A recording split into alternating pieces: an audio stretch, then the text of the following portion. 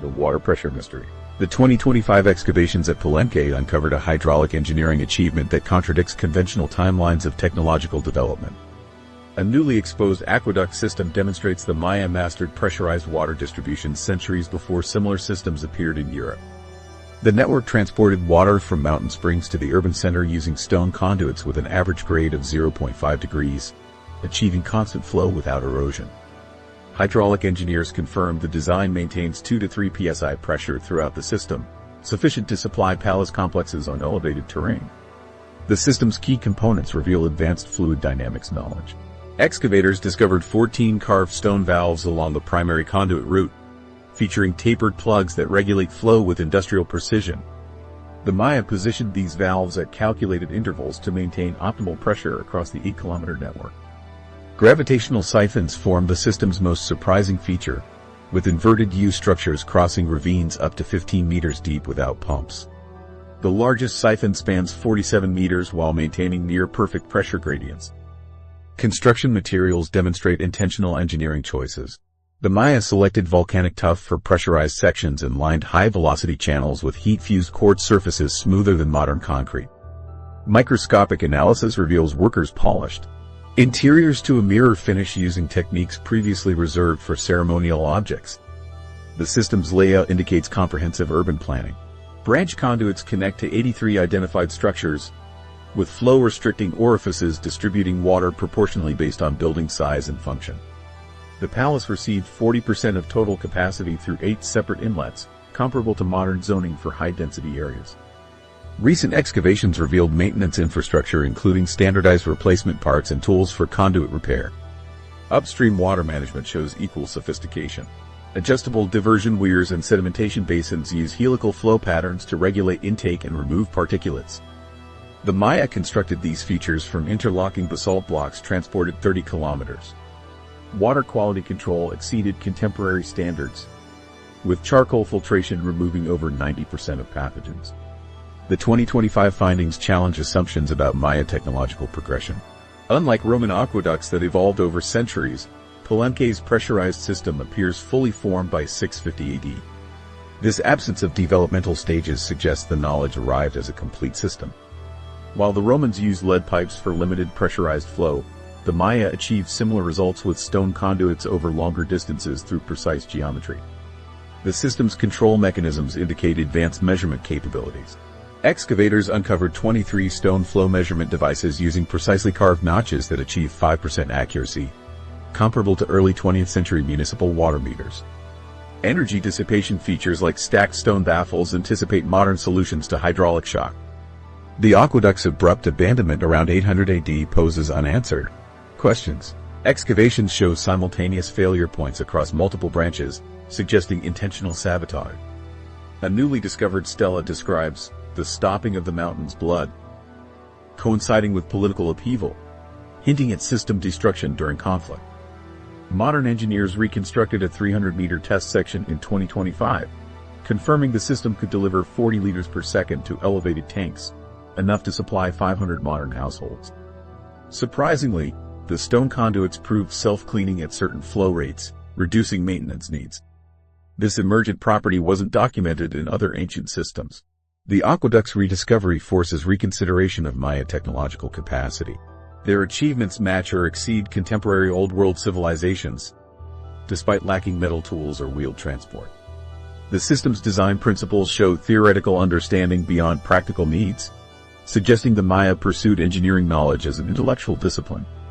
Continued excavations may reveal more about the knowledge behind these achievements.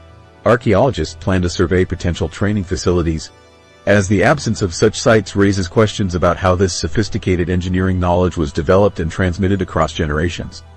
The Celestial Game. The 2025 translations of Mayan ballgame text reveal a direct connection between the game's rules and celestial mechanics. At Copen, researchers deciphered glyphs describing gameplay as the walking of stars made underfoot. Players moved counterclockwise in 7 phases, mirroring Mars' 72-day retrograde motion. The game's 520-day duration matched the interval between Mars' retrograde periods, divided into 20 rounds of 26 days each, a precise celestial calendar encoded in play. Ball Court architecture demonstrates solar alignments with mathematical precision. Uxmal's playing field marks equinox sunrises when shadows bisect the court. Laser scans revealed hidden sightlines along walls that form perfect right angles during zenith passage. Players positioned themselves using these shadows, dividing the court into sections based on Mayan calendrical calculations. This mirroring of celestial cycles was no coincidence. The game's endpoint synchronized with cosmic events. Record shows 78% of ceremonial games concluded near meteor showers. A Yaxchilon panel describes gameplay stopping when fire falls from the dragon's mouth, likely the Perseids. Tikal's rubber balls contained meteoritic iron that would glow when struck, creating pyrotechnic effects during night games. These were mere sporting events, but sacred rituals timed to celestial phenomena. Player movements encoded astronomical data with remarkable accuracy. Chichen Itza coaching manuals detail footwork matching Venus's 8-year cycle. The captain's ritual dance contained 13 spins, exactly matching Venus cycles and 8 Earth years. Bonaparte murals show arm positions tracking lunar phases, each gesture representing a day in the 29.5-day cycle. Motion capture proves these sequences could predict lunar eclipses when performed correctly. The rubber ball itself became a celestial instrument. Laboratory tests show impacts generated Lichtenberg figures, fractal discharge patterns resembling lightning and constellation glyphs. With static charges reaching 15,000 volts, the ball produced audible cracks and visible sparks that synced with players' movements, creating what researchers call performative astronomy. Courts functioned as sophisticated calendars. El Tahin's playing field contains 365 perimeter markers. During solstices, sunlight passes through stone rings to illuminate specific dates. Players' positions activated additional alignments. Stepping on certain stones completed light paths stretching to nearby pyramids, recreating the Pleiades star pattern on the winter solstice. Scoring systems mirrored cosmic mathematics. Games used a base 20 system where points represented planetary cycles.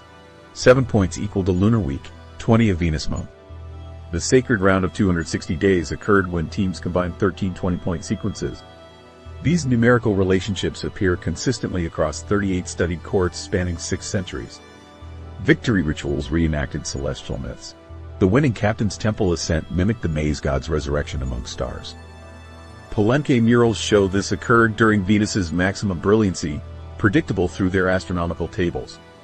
At Koba, sacrificial knives channeled Venus light onto altars during ceremonies.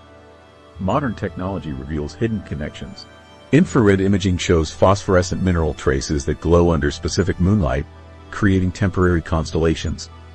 Acoustic surveys prove certain quartz walls create 113 Hz standing waves, a frequency known to affect human brain activity.